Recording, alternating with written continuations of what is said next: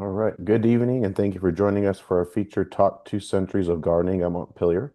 I'm Matthew Torres, Director of Public Engagement. Before I turn it over to our speakers, I'd like to thank you for your support of James Madison's Montpelier. And as we celebrate the 250th anniversary of America this year, make sure to check out our robust events calendar. Without further ado, I'd like to introduce our two speakers this evening, Hilarie Hicks, our Senior Research Historian, and Robert Myers, our horticulturalist. Please use the Q&A function if you have any questions, and those will be answered at the end of the talk. Enjoy. All righty. Well, let me start sharing my screen. This to me is always the most intimidating part of the process. And hopefully you are seeing 2 centuries of gardening at Montpelier and our names. And then let me find my notes and we'll get going. So as Matt said, I'm Hilarie Hicks and I'm the Senior Research Historian.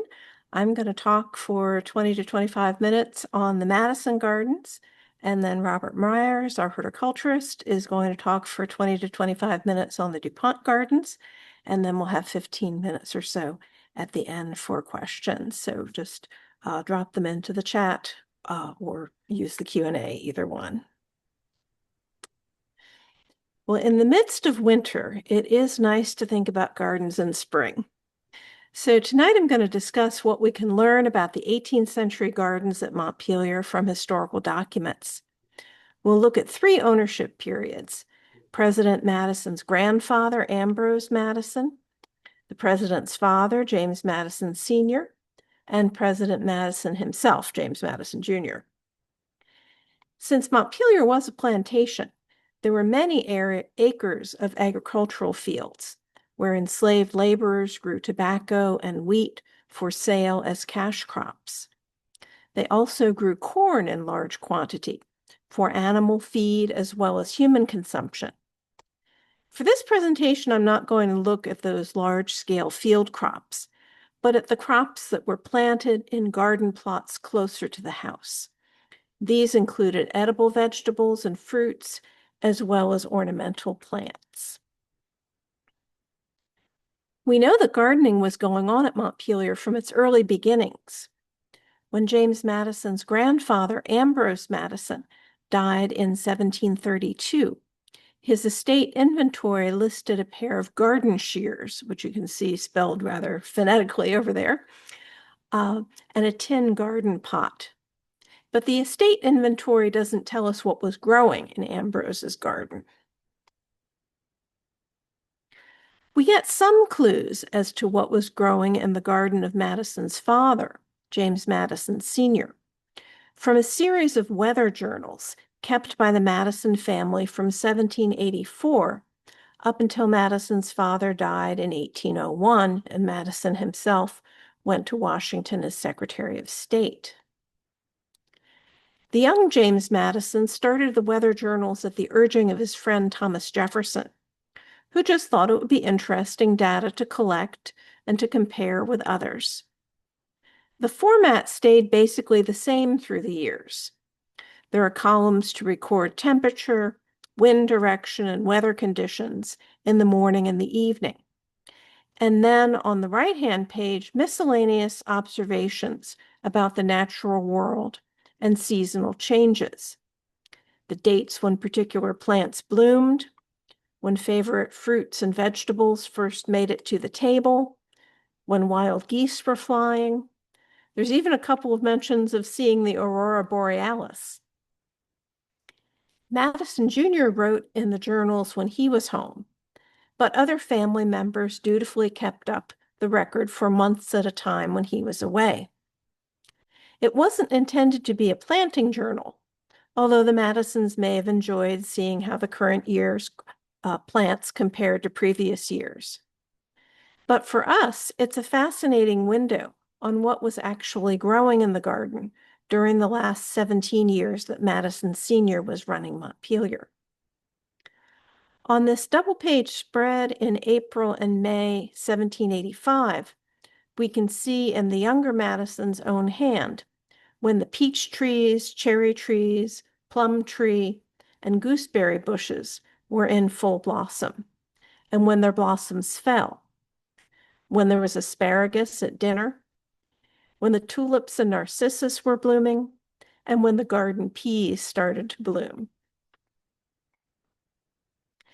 Then we also have this wonderful seed order. While Madison Jr. was in Philadelphia, he placed a seed order for his father with George Morris, a merchant in that city. The original list is in Morris's handwriting, with a note from Madison Jr. to ship the seeds to his father in care of the Fredericksburg merchant James Morey. And this list shows that the Madison gardens included multiple varieties of many different vegetables. There's 2 varieties of peas, early Charlton and dwarf marrow peas. There's early French beans, 3 varieties of cabbage, early Battersea, late large cabbage, and green Savoy. There's celery, red beet, orange carrot. And it's interesting that they specify orange carrot because not all carrots were orange in the 18th century. There's parsnip, 3 kinds of radish, salmon, short ropelee, and black Spanish. There's turnip. There's at least 3 types of lettuce. There's white cos, Silesia white, and 6 sorts large heads, which I suspect was a seed mixture of large-headed lettuce that included 6 different types. There's white onion, London leek, parsley, and garden cress.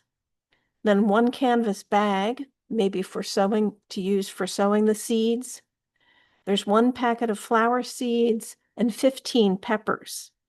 And since the peppers aren't sold by the ounce or the quart like the seeds above, it was probably 15 pepper plants. What's also interesting is that we can look at this March 1791 seed order, compare it to the weather journals, and see that those seeds were planted by Madison's father and the enslaved gardeners in late April and early May 1791. So I'm going to read you just a few quotes from the weather journals. April 27th, quote, "Sowed dwarf marrow peas from Philadelphia by the forward peas," forward meaning the early peas. "Also red beets, early French beans, 3 rows by the asparagus." So you can see here they've already planted some things by the time the Philadelphia seeds come. They've already planted the early peas and some asparagus. Then on April 28th, sowed 6 sort of large heads lettuce at the northeast of the house. Also large late cabbage seeds in the same bed. And short roped radish next the house, and salmon on the upper part and across, and Spanish radishes on the lower part of the same bed. Sowed cresses and parsley by the alley to the lumber house. Orange carrots and parsnips in the back garden. Then on April 29th, sowed white onions and leeks from Philadelphia. And then there's a later note that says, onion and leek did not vegetate. April 30th, sowed each sort of seeds that came from Philadelphia, except lettuce, celery, turnip, cabbage, and Savoy. Then May 4th, sowed cauliflowers by the bee house. And I'll note that cauliflowers is Collyflowers, so a little more phonetic spelling. So all those varieties should sound familiar from the seed order. And next, let's see what we can gather about the layout of the gardens. Many planting beds were identified by their location in relation to the main house or the outbuildings. If you visited Montpelier, you know that the area behind the house, essentially east of the house, is very flat and level now. But that was a later development that we'll talk about in a moment. In Madison's father's time, the area behind the house was still a bit uneven and hilly in some areas, but that seems to be where a lot of the garden planting beds were. So let's take a look at that April 28th entry again. It sounds like there's a fairly substantial garden northeast of the house. The lettuce and cabbages are there, and if Madison Sr. intended to say that the radishes were in the same bed, then it was pretty sizable, with an upper part, a lower part, and a part near the house. The back gardens were another planting area, back of the house, which would be east of the house, with carrots, parsnips, and later on they planted some squash there too. And apparently it's a separate planting location over by the alley to the lumber house where the cresses and parsley are. The cauliflower was planted by the bee house. And since we don't know where the bee house and the lumber house were located, we don't know exactly where those related planting beds were. The next year, in March 1792, the Weather Journal entries refer to 2 planting squares behind the house, lined up with 2 back rooms of the house. There were 2 varieties of peas sown in, quote, the square opposite the chamber, probably bedchamber. And then Windsor beans and a 3rd variety of peas were sown, quote, in the square opposite the back room. So although our view of the Madison Senior Garden layout is still a bit fuzzy, we definitely get a sense that there's a lot going on in back of the house. The ultimate purpose of all this planting was, of course, to put food on the table. Today we take fresh vegetables for granted because we can always find them in the produce section of the grocery store, or at least in the frozen food aisle. But think about eating dried peas and other dried pickles or preserved vegetables all through the winter months, and how much you would look forward to having some fresh vegetables in the spring and summer. There's almost a celebratory tone each year in the Weather Journal in mid to late May, as the Weather Journal announces, peas first at table. Usually the Weather Journal only recorded the very first peas of the season, but in 1800 it noted several different varieties as they each came to the table. So there was garden peas or hotspurs on May 20th, Charlton peas on June 3rd, Spanish Murata and fan peas on June 19th, and field red peas on July 17th. And the writer must have felt a need to explain the late appearance of these peas in July, because he added, planted May 3rd. Although the Weather Journal spanned 17 years, flowers are mentioned in only 7 of them. James Madison Jr. included flowers in some of the entries he wrote himself in the springs of 1784, 85, and 86.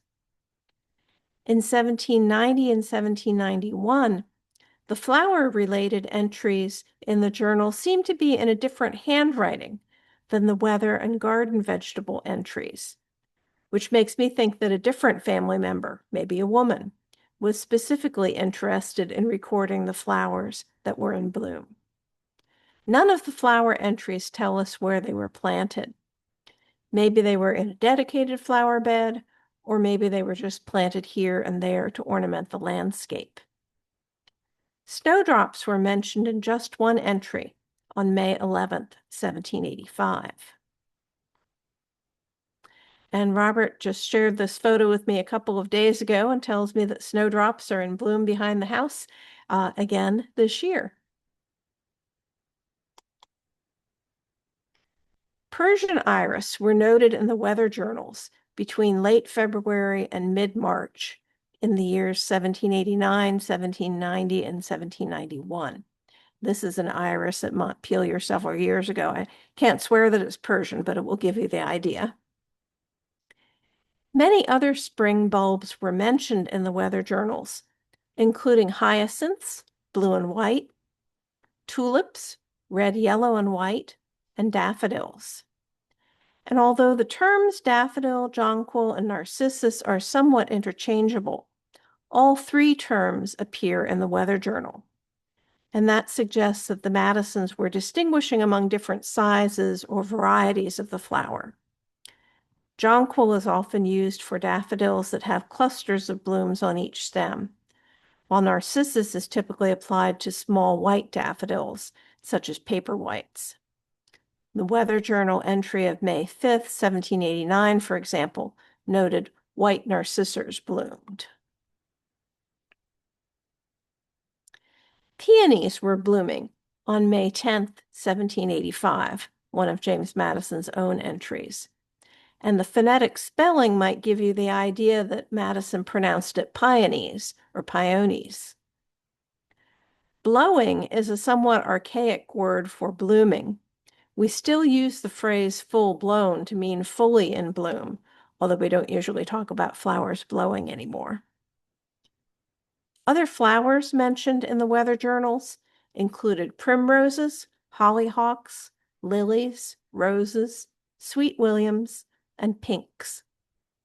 Some of the flowers had fanciful names, like the purple in the shade and the 12 o'clock bells that were in blossom in May 1784. The weather journals are our best source of evidence for the Madison Senior Gardens.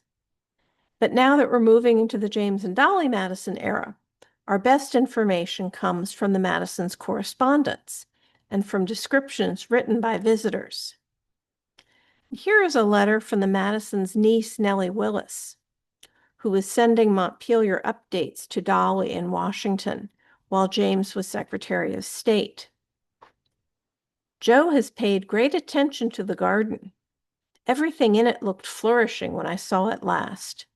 Your peas were growing away finely, so you must make haste home to eat them. Madisons love their fresh peas.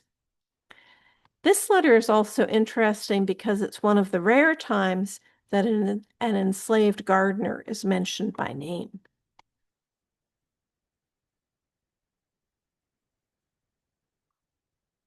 I don't know if Dolly got home in time for peas in 1805, but apparently she did in 1808, when she wrote to a friend in Washington, "We found all our fruit and good things retarded by the cold rains, but now the cherries are blushing and the peas ripening around us." So it sounds like the cherries and peas would soon be eatable or at table, as they tended to phrase it in the weather journals. Probably the most notable garden development in the James and Dolly era is the reshaping of the area behind the house into a flat lawn with an adjacent terraced garden, more or less the garden geography that we still see today. And looking at that photograph, you can see the central walk of the garden, and towards the bottom of the photograph, about a third of the way up, you can see the brick gateway arch that is there now. So we are essentially standing at the top of the garden looking down. In the summer of 1810, James Madison asked James Monroe to pass a message to gardener Charles Bizet, quote, "I wish to employ him and 2 or 3 hands under him in preparing a piece of ground for a garden, and to have it executed in a certain degree at least before I return to Washington about the beginning of October." And it's interesting that Madison wanted Bizet to prepare an area for a garden.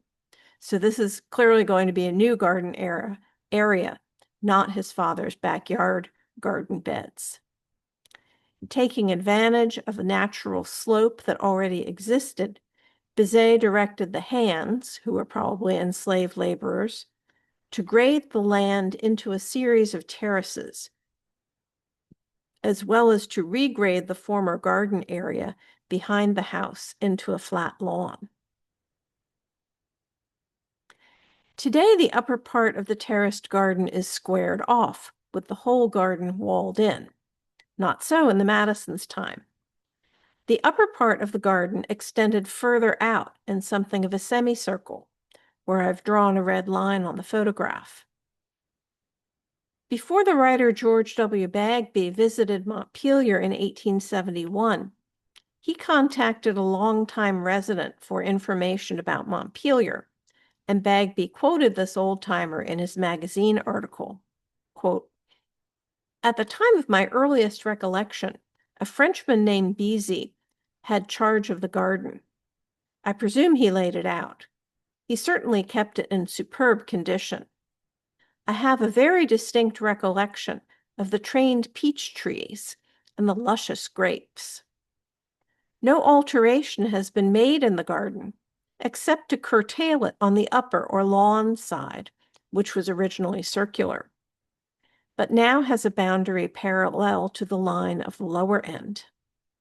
This also, I think, was done by old Mr. Beasy, with the aid of detailed farm hands. The construction of that succession of horseshoe terraces, which makes the garden, must have been a heavy job." The landscape historian Alan Brown suggests that there may have been 3 functional areas in the garden. The kitchen garden, located in the semicircle that extended onto the level lawn with vegetables and herbs. Then fruit trees trained on trellises along the descending terraces. And finally, shade trees at the lower end of the garden, opening onto an orchard beyond. The Madisons' niece, Mary Cutts, had fond memories of the garden, which she described this way. "At some distance from the house was the garden, laid off in the shape of a horseshoe by an experienced French gardener, who lived many years on the place. His name was Bizet. The choicest fruits, especially pears, were raised in abundance.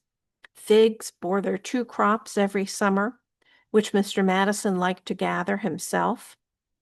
Arbors of grapes, over which he exercised the same authority. It was a paradise of roses and other flowers, to say nothing of the strawberries and the vegetables.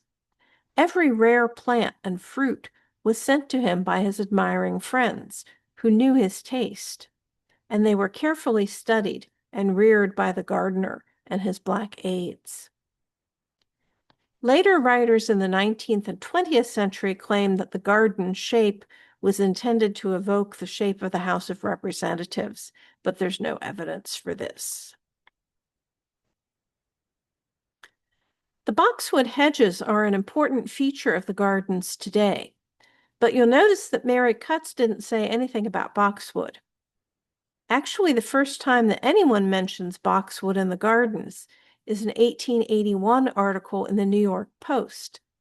It described the garden, quote, "most ambitiously contrived in successive terraces, falling perhaps 60 feet, and making a great amphitheater.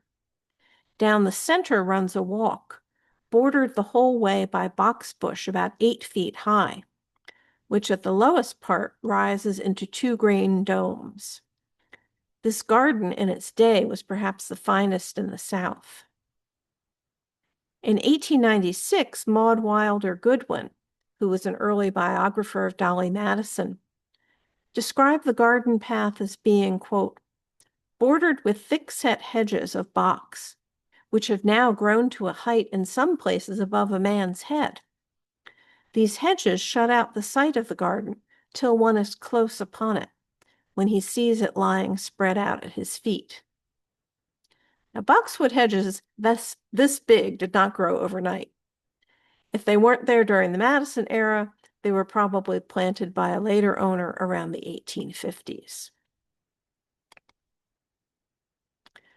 Now, since we've been enduring what Dolly Madison referred to as a Norwegian winter in 1831, I'm going to close with a warm Dolly quote from the surprisingly mild winter of 1819. "This winter, it has been so mild, and for the last 10 days, the weather has been that of May.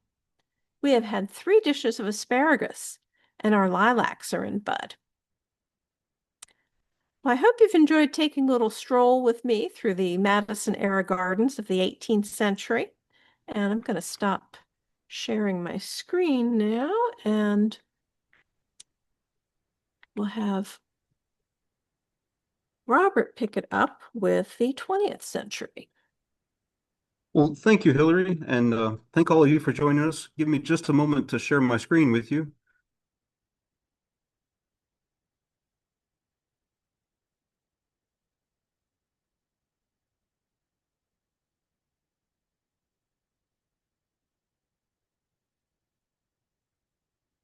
Okay, hopefully you're seeing a picture of James Madison's Montpelier. Well, thank you all again. And as Hillary said, I'm going to talk about the 20th century. We'll spend most of our time talking about the evolution of the Annie DuPont formal garden over those last 125 years. But I'm going to discuss a sampling of the people and projects that have shaped Montpelier's landscape outside the garden walls at the beginning. We will examine some century-old photographs and documents to discover what has changed, what has been preserved, and what has been restored and replanted.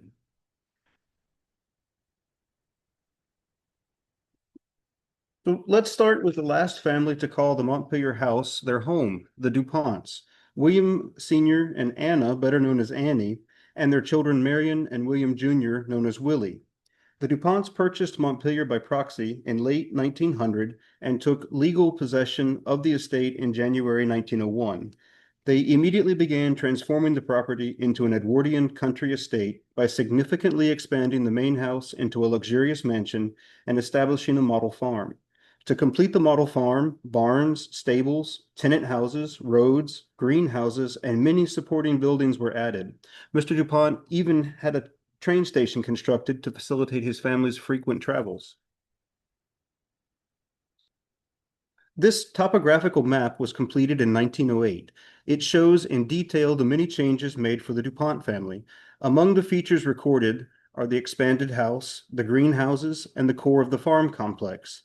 Also included are the locations of the principal trees standing at that time, as well as their trunk diameters at breast height, or DBH. Additionally, some surviving Madison landscape features are plotted, such as the Temple Ice House and the Pine Alley or Allée.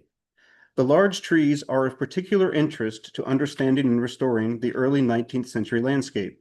I'll briefly explore the topic of restoration in the next few slides. In this inset from the map, we can see that the footprint of the house, which was ultimately expanded by the DuPont family into a 55-room mansion. The Montpelier Foundation restored the house back to the 22 rooms known to President and Mrs. Madison after undertaking an extensive multi-year study. Today, when you visit the house and its immediate vicinity, you can see and reflect upon their form and function during President Madison's retirement years.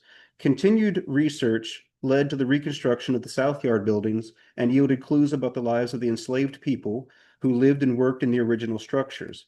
The processes of restoring and rebuilding structures share a key parallel with restoring the landscape. We gather information from as many sources as possible in order to accurately replant. Circled in red on this map is a Madison-era catalpa tree. Archaeological excavations conducted in preparation for the reconstruction of the South Yard confirmed the size and location of this large tree as plotted on the map. And we have this photograph of the DuPont children standing in front of that 36-inch tree with the mansion in the background. All of the combined evidence clearly indicates that the tree depicted here is an early 19th century specimen. In March 2024, we replanted a northern catalpa in the same location as the original South Yard tree. The new tree was gifted to Montpelier by Tudor Place in Georgetown. And now we'll move on to the garden. As Hillary discussed earlier, work on the garden began in 1810. However, by 1901, when the DuPonts acquired Montpelier, Madison's terraced garden had been abandoned for a number of years. Mrs. DuPont described it as a wilderness of weeds and broken boxwood. 22 years later, she wrote, "This was Madison's vegetable garden. It had a Virginia worm fence across the foot of the garden and a paling fence on the other three sides, and a paling gate. The only path was the earth incline path from the entrance to the foot of the garden. The box hedge was broken and bare at the bottom and overgrown on top when we got it, and the small terraces had been plowed down. No walk, no path, no tile edging, no grass, no vases, no flowers, just a wilderness of weeds. It has taken 22 years to get the box into their present shape. All the plantings of trees, shrubs, and flowers here are my designs. From her quote and this map, we know Annie took great personal interest in reviving the garden. She designed the rose beds for the garden's upper tier. This plan is in her handwriting. For orientation, the upper gate, though not shown on the map, would be at the bottom of the page. The plan includes some important information that reflects Annie's horticultural knowledge. In addition to recording the cultivars she had selected, such as Prince Camille de Rohan and Magna Carta, Annie wrote the following notations across the bottom. All beds marked O mean they are on their roots. And below the first line, following the ditto marks, X are budded on briar. Today, most roses are budded or grafted onto a rootstock. Frequently, a variety named Dr. Huey is used, but some growers offer own root plants. This can present a bit of a trade-off. Grafted plants are typically more vigorous, at least at first, but own root shrubs are generally more cold hardy. Interestingly, both Prince Camille de Rohan and Magna Carta appear in own root and budded beds on Annie's plan.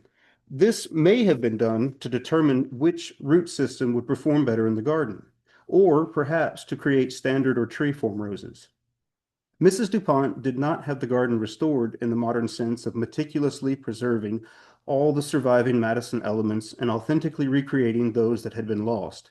Rather, she revived the garden to her taste and in the fashion of other Gilded Age gardens. Ultimately, she created something uniquely American, but clearly drawn from multiple European sources. Instrumental in the rebirth of the garden was John Sims Sr.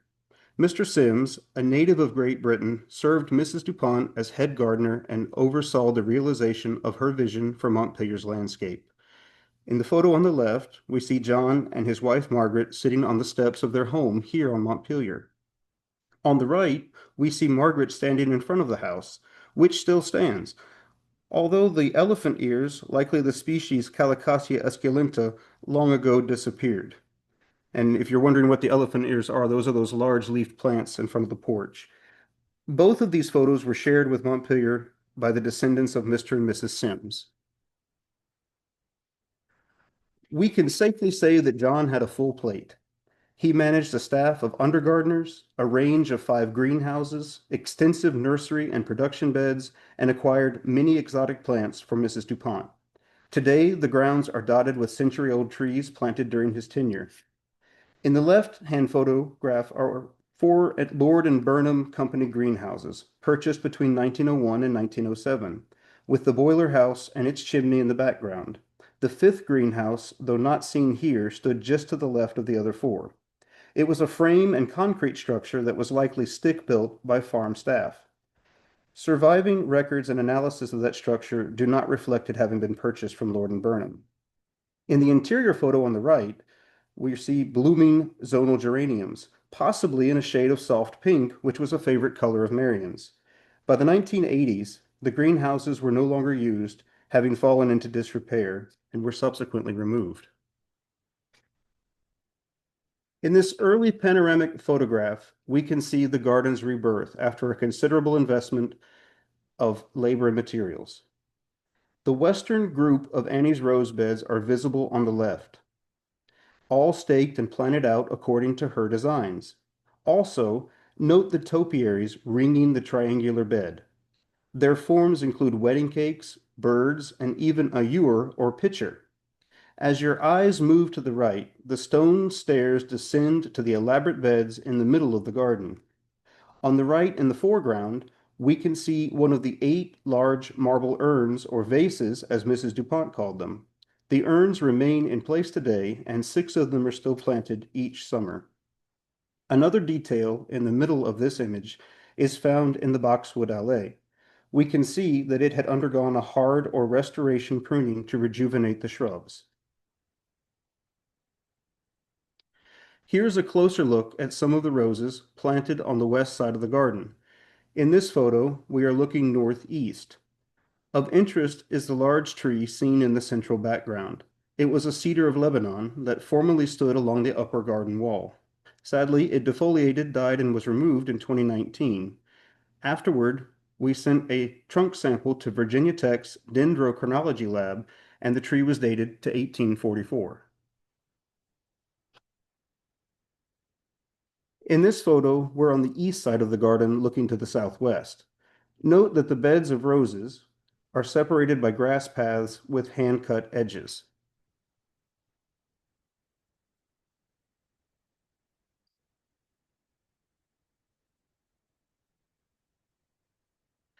In this photo, we're looking south over the lions toward Chicken Mountain. The lions are carved in marble and copied from the work of Antonio Canova. The original statues watch over the tomb of Pope Clement XIII, located in St. Peter's Basilica.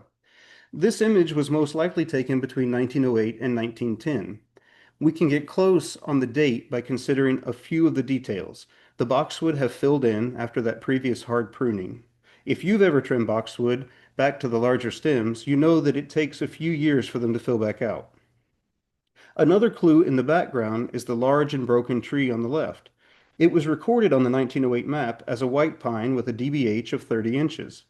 Around 1910, a large-scale tree planting campaign took place on Montpelier, and many uncommon conifers were added to the grounds.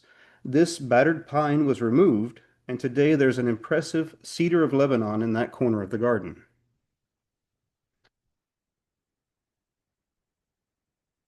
Annie DuPont died in 1927, and William DuPont Sr. died in 1928.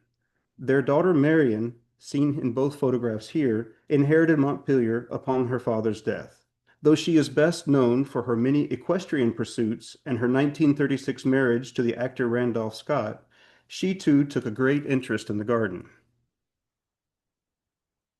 By the time Marion inherited Montpelier, over 25 years had passed since her mother replanted over the bones of the old Madison garden. Gardens are never static. Gardeners across the ages have experienced that many plants lose vigor, become overgrown, or simply die out with the passing years. Tastes and fashions change as well. Roses are a good example. As to vigor, though some varieties can live for many decades, others have given up the ghost after only a few years. And as to the changing tastes, hybrid teas were extremely popular in the 20th century, and though still widely cultivated today, they have been unseated by heirloom, species, and newer classes of roses. Some of the earliest changes Marion made to the garden were on its upper level. In 1934, she commissioned the renowned landscape architect Charles Gillette to design these plans for mirrored parterres, and thus brought his highly fashionable colonial revival style to Montpelier. Gillette's parterres replaced Annie DuPont's rose gardens.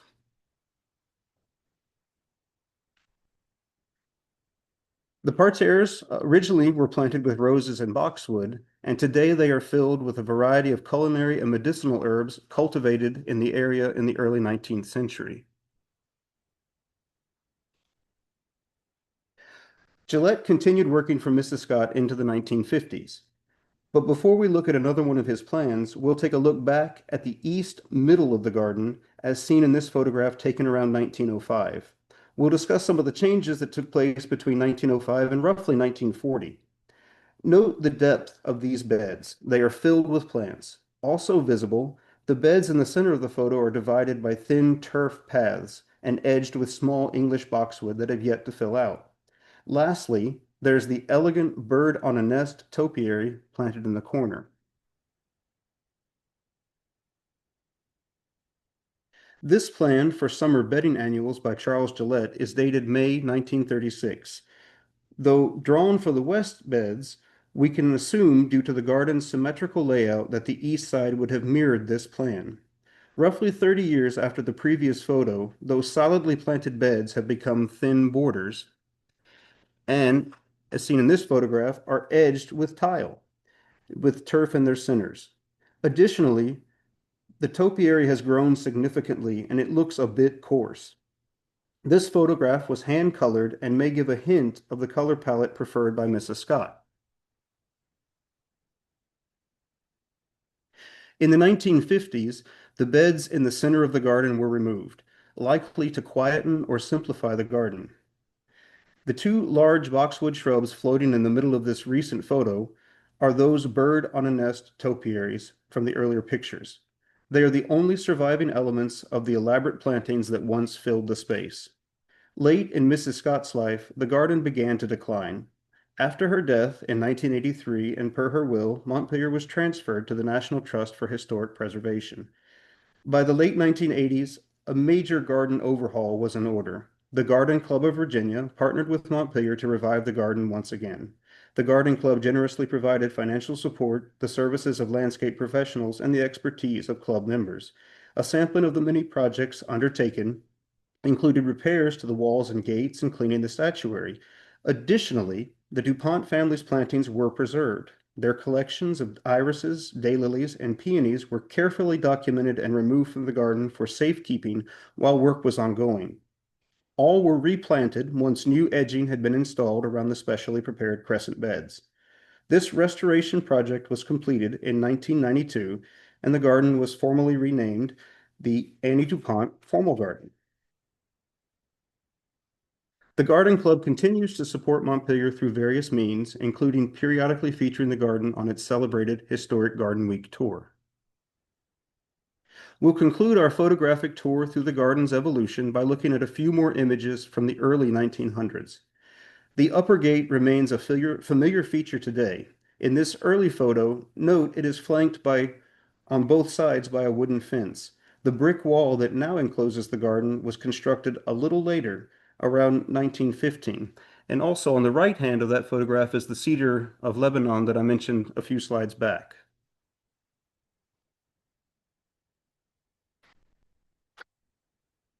A feature that's now lost would be this Adirondack-style gazebo. It was built just inside the upper gate for Annie DuPont, but disappeared from the photographic record around 1930. In the photo on the left, the gazebo is completely obscured by vegetation, and I can't quite decide what it is. It may have been a rose or may have been something else. On the right-hand side, we're looking south through the structure and down the garden's center path. This early image looking west across the middle of the garden was taken in winter, and that season gives a clearer view of the layout of the beds. You can see the slight pixelation in the center beds, it's actually that English boxwood that had been taken as cuttings and placed in those beds. Also, on the left hand of the image, complementing the gazebo from the last slide, is a section of Adirondack-style fencing. Today, an accurate reconstruction of that fencing built in the 1980s occupies the same spot. This photo from the Sims family shows some of the lush plantings found in the garden around 1910. And this photograph of the East Crescent bed was likely taken around 1920 based on the growth of the trees and shrubs in the background. It may be difficult to see, but the clumps of light-colored flowers on the right are bearded irises. Other plants that can be identified include peonies, and in the center, what appears to be plume poppy.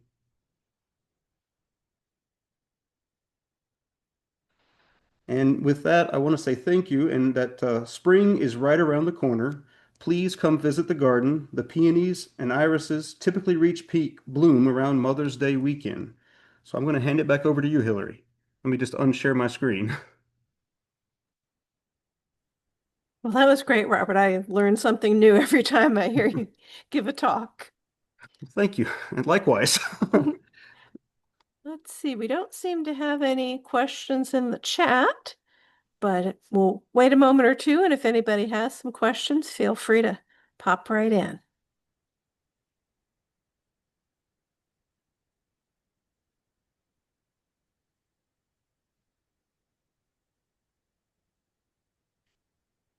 Well, I'll ask you one question, Robert. Are you planning to recreate the bird in the nest topiaries anytime soon?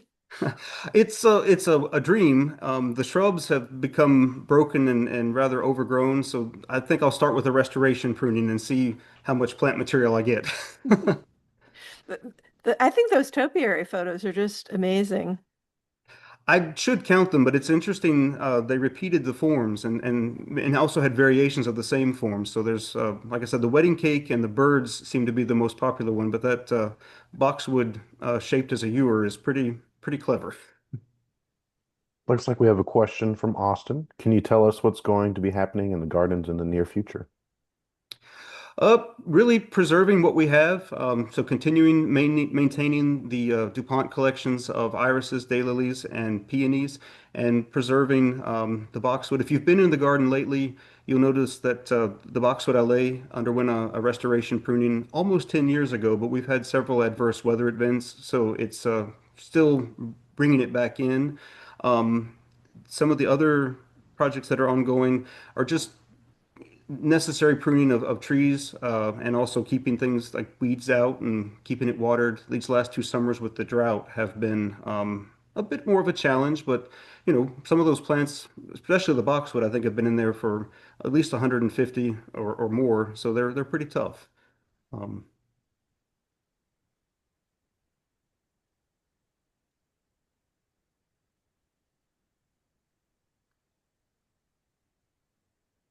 All right, last chance for any other questions or comments.